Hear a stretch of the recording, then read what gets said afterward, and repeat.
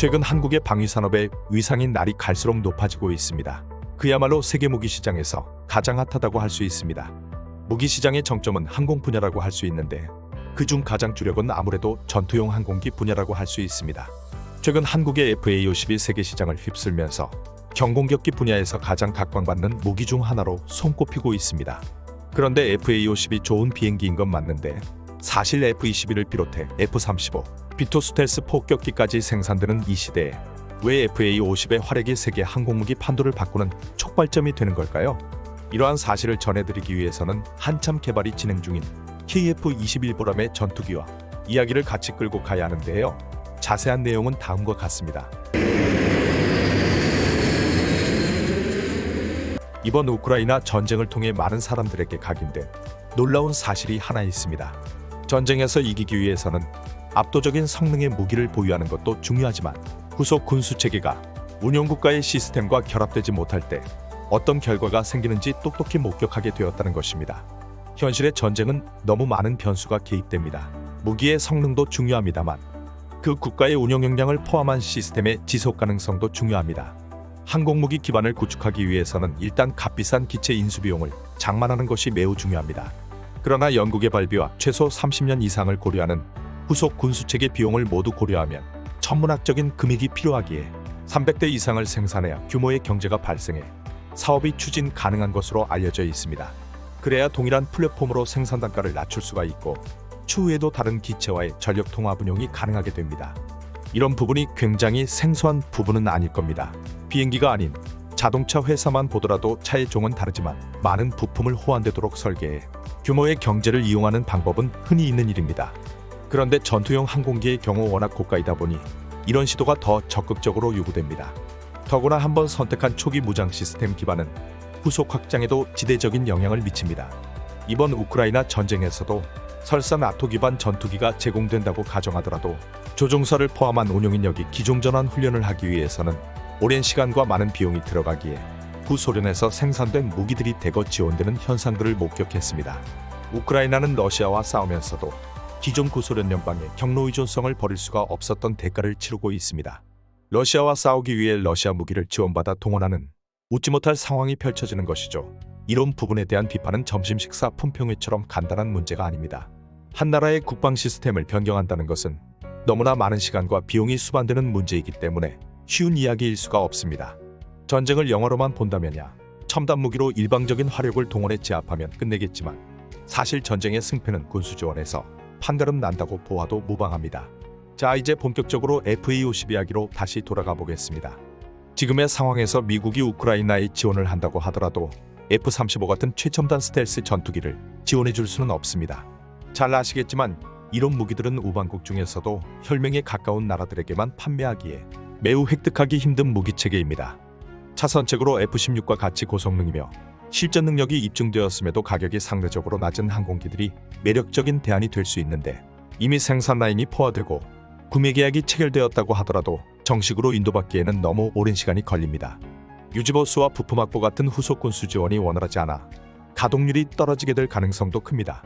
그리고 해외 판매 기체의 경우 미군 사용 기체보다 다운그레이드 되어 판매될 수도 있습니다. 이 모든 것을 다 감안하고서라도 가장 큰 문제를 한마디로 이야기하면 그건 바로 국가방위 전략의 대전환이 요구되기 때문입니다. 소총이나 군용 차량 및 단기 소모 무장의 경우 큰 문제는 안 되겠지만 항공전력은 한 국가의 국방 시스템 깊숙이 자리 잡은 DNA 그 자체입니다. 즉 구소련 시스템에 익숙한 국가들의 경우 단순히 비행기를 산다는 매뉴얼의 문제가 아닌 그간 축적해왔던 국방 시스템 자체에 대한 근본적 변화를 요구합니다. 예산 확보에 대한 문제를 초월해 운용하는 모든 군사인력 교육 시스템 전환과 문화에 대한 변화가 요구되는 대규모 혁신이 이루어져야 합니다. 이때 구소련의 지배력이 미치는 나라들이나 신생국들의 경우 당연히 세계군사 최강대국인 미국의 시스템으로 바꾸고 싶어 하겠죠. 그러나 위에서 잠시 언급한 바와 같이 과연 이때 원하는 정도의 무장을 원하는 시기에 원하는 가격으로 미국이 해줄 수 있느냐의 문제입니다. 미국 입장에서도 할 말은 많을 겁니다. 하다못해 한 해 농사를 지어도 거시적 시장 상황이나 작황 그리고 납품처 확보까지 고려하는데 국방무기 사업의 경우 갑자기 와서 돈 줄 테니 팔라는 식으로 나오면 난감하겠죠. 포켓몬빵조차도 초등학생들이 2시간이나 줄 서서 사가지만 막상 제빵회사 입장에서는 한철 유행일지도 모르는 상황에서 생산 라인을 대규모로 증설할 수 없는 것과 비슷할 수도 있습니다. 또 첨단 기술의 경우 유출을 방지하기 위해 의심이 들면 우방국일지라도 판매하기로 한 F-35를 전면 중단해 버렸던 상황만 보더라도 쉽지 않은 상황임을 충분히 알 수 있습니다. 전 세계 무기 시장의 플랫폼은 어찌 보면 미국을 중심으로 한 나토냐, 구소련 기반을 유지하는 러시아냐 이파전이라고 봐도 무방할 듯합니다. 이 상황에서 나토 기반을 들여오면서 성능이 보장되고 납기까지 원하는 시기에 맞춰주는데 가격까지 착한 대안이 있으니 그게 바로 한국의 방산무기 시스템입니다. 잘 아시겠지만 한국은 이미 국방전력 개발 초기부터 미국 시스템을 들여왔고 지금도 한미연합은 전 세계 군사방위 시스템 중 가장 모범 사례라 봐도 좋을 정도로 굳건합니다. 그러면서 기술력과 양산 능력이 월등하여 최고는 아니더라도 가성비란 기준을 내세울 땐 어찌 보면 세계 최고의 선택이 될 수 있습니다. 이때 놀랄만한 일이 펼쳐집니다. 폴란드를 통해 한국산 FA-50 최대 32대 규모 수주라는 낭보가 전해졌습니다. 폴란드의 경우 이번 우크라이나 사태로 인해 보유 중인 미그-29 전투기를 모두 우크라이나에 넘기고 F-16으로 교체하기를 원했습니다. 그러나 이는 지나치게 러시아를 자극하는 상황을 초래하기에 미국으로부터 거절을 받게 됩니다. 폴란드는 이때 용단을 내립니다. FA-50을 그 대신 들여오기로 한 건데요. 이건 단순히 비행기 몇 대를 들여온다는 개념으로 해석해서는 안 됩니다. 미국 무기를 원했지만 현실적인 장벽에 막힌 폴란드에게는 그야말로 신의 한 수라 봐도 좋습니다. 폴란드 입장에서는 미국 무기를 간절히 원하기에 F-16 전투기를 공급받기 원하지만 사실상 거절에 가까운 통보를 받은 상황에서 FA-50을 도입하기로 결정함으로 인해 F-16 전투기를 들여온 것이나 다름없는 효과를 확보합니다. FA-50은 고동운영기 T-50을 기반으로 제작된 다목적 경공격기인데 이미 T-50 자체가 F-16 전투기에 기반해 제작되었기 때문에 F-16과의 호환성이 매우 높은 편입니다. 후속군 수조원의 중요성은 먼저도 말씀드렸는데요. 부품이 F-16과 공유되는 측면이 많고 조종사를 포함한 운용인력 교육에 매우 유리한 상황이 전개됩니다.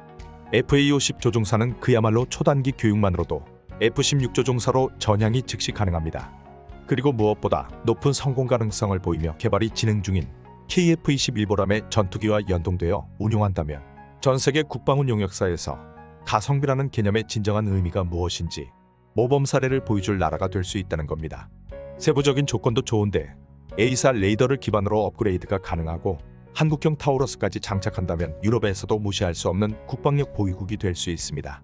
더구나 주문에서 최종 획득과 조종사 및 군수 시스템 적용까지 언제가 될지도 모르는 공급자 우위 시장에서 원하는 때에 원하는 규모로 원하는 시기에 원하는 가격까지 반영되어 사업을 추진할 수 있으니 공급자와 수요자가 모두 웃게 되는 그야말로 위닝 게임이 되는 것이죠. 폴란드는 가장 훌륭한 선택을 했다고 봐도 무방합니다. 한국에서는 이번 계약을 토대로 폴란드의 조종사 양성 기관을 설립한다고 발표하기도 했습니다. 미국 입장에서도 6세대 인공지능 기반 스텔스기 개발을 추진하는 와중에 4.5세대에 대한 생산 라인을 우방국인 한국을 통해 대리하게 되는 것이니 나쁘지 않은 상황으로 가게 된다고 판단할 겁니다. 한국의 승리는 중국의 견제와도 맞물리는 효과가 큽니다.